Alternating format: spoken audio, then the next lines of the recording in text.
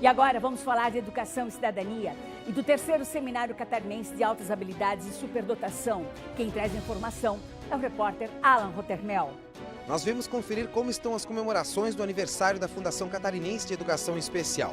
Uma programação diversificada está marcando as 5 décadas de trabalho da entidade. No estudo, destaque para a advogada e escritora Ana Lame, que integra a Comissão de Direito Empresarial da OAB de Santa Catarina. Na entrevista, destaque para a cultura da compliance. Você já ouviu falar disso?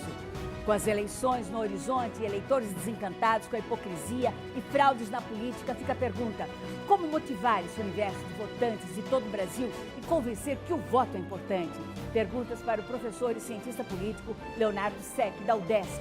Mas como a arte também é fundamental em nossa vida, eu converso hoje com a fotógrafa Luciana Petrelli, que inova com o cotidiano e trivial aos nossos olhos, com seus novos trabalhos.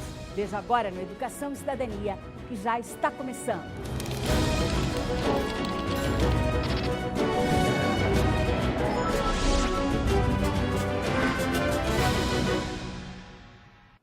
A Fundação Catarinense de Educação Especial está comemorando 50 anos de atuação. Criada em maio de 1968, foi a primeira instituição pública estadual do país responsável pela definição e coordenação de políticas de educação especial. Veja agora na reportagem.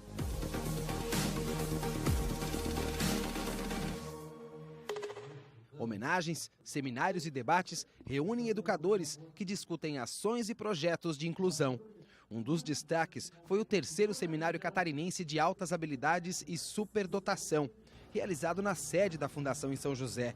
No evento, especialistas destacaram a importância dos pais e professores ficarem atentos ao desenvolvimento dos estudantes, para que possam perceber se o aprendizado e o rendimento deles estão acima da média. Com a política de educação inclusiva, nós podemos hoje afirmar que não estamos atendendo ainda tudo aquilo que se esperava em termos de inclusão. Porque na medida em que essas crianças, as crianças que têm altas habilidades, superdotação, não estão sendo vistas, não estão recebendo os investimentos, não estão recebendo o apoio educacional que necessitam para desenvolver essas habilidades, os seus potenciais, acabam sendo excluídas. Santa Catarina é referência para o Brasil quando se fala em alunos superdotados. No ano passado, o Ministério da Educação classificou como de ponta o trabalho realizado aqui no estado. A Fundação Educação Especial, então, ela, em parceria com a Secretaria de Estado de Educação, preparou e está preparando, como o caso desse terceiro seminário, né, que nós estamos realizando hoje aqui, preparando educadores para, primeiro, avaliar, primeiro, identificar e depois levar um conhecimento educacional especializado para atender esse segmento, que precisa ser incluído, porque o aluno, quando não é identificado, não é dado a ele uma condição de educação adequada, né, para a sua realidade, ele fica frustrado. O Núcleo de Atividades de Altas Habilidades e Superdotação, mantido pela Fundação, atende hoje cerca de 80 estudantes de várias cidades da Grande Florianópolis. Trabalho que também é realizado em outros 17 núcleos que se espalham pelo estado.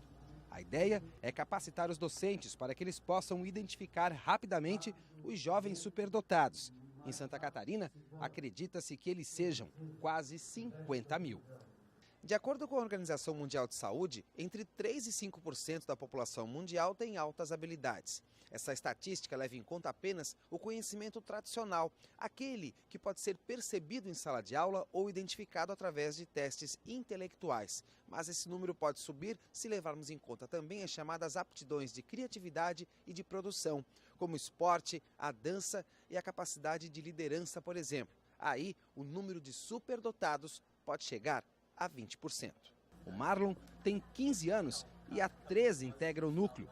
Na escola, os professores perceberam que ele tinha capacidade de raciocínio mais rápida e desempenho acima dos colegas e precisava de acompanhamento e estímulo para que o aprendizado não ficasse desinteressante. Aqui, ele participa de aulas de robótica e sonha em ser astrofísico. Nas minhas áreas de interesse, principalmente, eu demonstrava uma certa velocidade superior. Eu conseguia chegar a locais que eram estranhados pelos meus professores, inclusive. E isso acabava me dificultando não só na área intelectiva, mas na social também. E quando você observa esses problemas, você começa a perceber que alguma coisa tem de diferente em você. E as pessoas em volta conseguem perceber também. Então, no momento foi um pouco difícil, mas você chega aqui no NAS e eles te dão todo um acompanhamento que te ajuda muito, tanto na área intelectual quanto na social. O Matheus tem 13 anos e se juntou ao núcleo há 3 meses. Apaixonado por matemática, ainda não sabe o caminho profissional que vai seguir, mas se identifica com a área da informática. Eu me atraio muito pela matemática justamente porque eu tenho bastante facilidade com os números, né, principalmente por contas. E isso aí me atrai muito porque é muito gratificante a pessoa conseguir ser muito especializado, muito bom num tipo de matéria, num tipo de coisa. Você já ouviu falar em compliance? Se você fizer uma pesquisa na internet, vai encontrar uma explicação bem simples. O termo compliance tem origem do verbo em inglês, to comply, que significa agir de acordo com uma regra, uma instrução interna, um comando ou pedido, ou seja, estar em compliance é estar em conformidade com leis e regulamentos externos e internos. Mas será que é exatamente isso? Por isso a gente convidou a doutora Ana Lamy, que integra a Comissão de Direito Empresarial da OAB. Bem-vinda à Educação e Cidadania, doutora. Muito obrigada. A definição da internet está correta?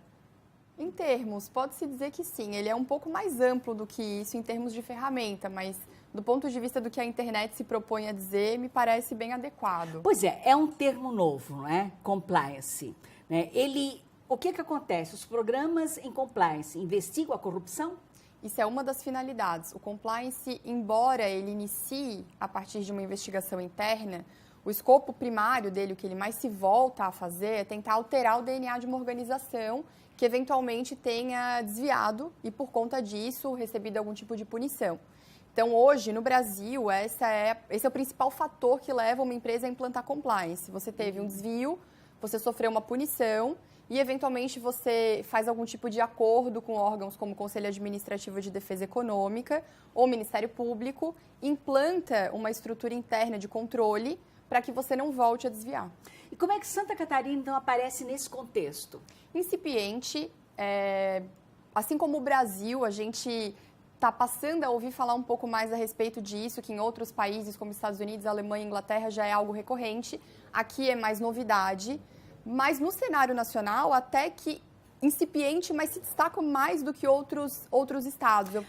A gente poderia dizer que com o impacto da Lava Jato nos programas anticorrupção, o Brasil já está implantando essa cultura, digamos assim, ou está absorvendo mais essa cultura compliance? A gente poderia dizer que o Brasil está pensando no tema, mas ainda está um pouco distante daquilo que se opera em países que utilizam essa ferramenta há mais tempo. Quem são os países que utilizam mais essa ferramenta? Eu menciono Estados Unidos, Inglaterra, Alemanha, países que são frentes de compliance. Para você, por exemplo, hoje contratar com uma empresa norte-americana, para você levar a sua empresa para os Estados Unidos, você é obrigado a ter um programa de compliance reconhecido pelos Estados Unidos. Ele tem que ser eficiente.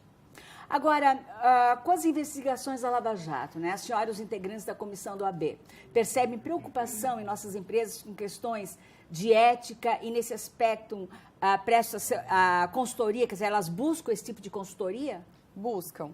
Primeiro por temor, por medo de haver algum desvio do qual não se tem conhecimento, porque o gestor ele vai ter uma estrutura desmembrada, uma estrutura descentralizada e ele não tem controle sobre todo mundo. Então, ele quer implantar compliance, primeiro, para ter certeza de que ninguém está desviando. Então, existe essa preocupação, o medo de bater na porta deles, né, o japonês da Federal. Então, Nossa. Existe isso hoje, né? Mas, embora isso seja o que ocorre mais no Brasil, o que se espera é que as organizações passem a implantar culturas de compliance para mudar a nossa estrutura como nação mesmo, para que a gente possa ser... Assim, digamos, as nossas empresas ainda têm assim, um raciocínio, uma lógica antiga. Onde é que estão os entraves? Assim? Porque, na verdade, quando a senhora nos explica, dá a impressão assim, de ser uma coisa que toda empresa deveria ter, né? Ou deveria buscar nessa consultoria, né? Deveria buscar. O que acontece no Brasil? A gente tem multinacionais, empresas grandes do exterior que já tem programa de compliance implantado, porque é um requisito para ela existir. E no Brasil a gente tem muitas empresas familiares, geridas por pai e o pai passa para o filho, então são gerações daquela mesma empresa e você cria rotinas e hábitos que você tem dificuldade de se dissociar daquilo e você às vezes não quer, tem medo do que vai acontecer. A Comissão de Direito Empresarial da OAB já trabalha com isso? Na verdade, a OAB tem uma comissão que é de conformidade e compliance, presidida pelo meu sócio, que tem o escopo de analisar o compliance, estudar o compliance e disseminar a cultura de compliance. Então, tem ciclos de palestra para levar para as instituições de ensino, até para que os alunos se interessem e reproduzam isso na carreira profissional. A de direito empresarial acaba tratando também de compliance porque é uma ferramenta de gestão empresarial. Então, é importante falar. E qual é o objetivo do seu livro Leniência no Processo Penal, que está quase feito, vai ser lançado, né? O Leniência, ele está indo para a 2ª edição, ele é o resultado da minha pesquisa de mestrado. Naquela oportunidade, eu me voltei um pouco mais para análise de direito concorrencial. E agora, na 2ª edição, escrito com o meu sócio, ele vem abordar o compliance como ferramenta de gestão concorrencial. Esse é o foco da 2ª edição. Muito legal. Muito obrigada por trazer a Educação e Cidadania, essa novidade. Eu que agradeço pela oportunidade. Muita sorte. Obrigada. A gente volta a conversar. Com certeza. Bem, depois do intervalo, uma entrevista com o professor e cientista político Leonardo Sec, da UDESC, sobre um projeto inédito de mandato compartilhado que existe em mais de 20 países. Não perca, rapidinho a gente já volta.